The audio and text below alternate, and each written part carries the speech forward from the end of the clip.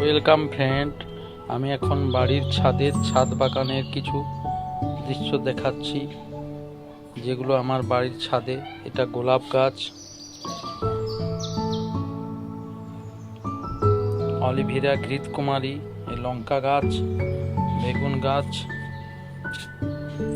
বেগুন গাছে ফুল এসে গিয়েছে, টমাটোর গাছ, টমাটোরেও ফুল এসেছে। এটা কুমড়ো গাছে ফিমেল ফুল ভালোই এসেছে বস্তার মধ্যে বাড়ির ছাদে।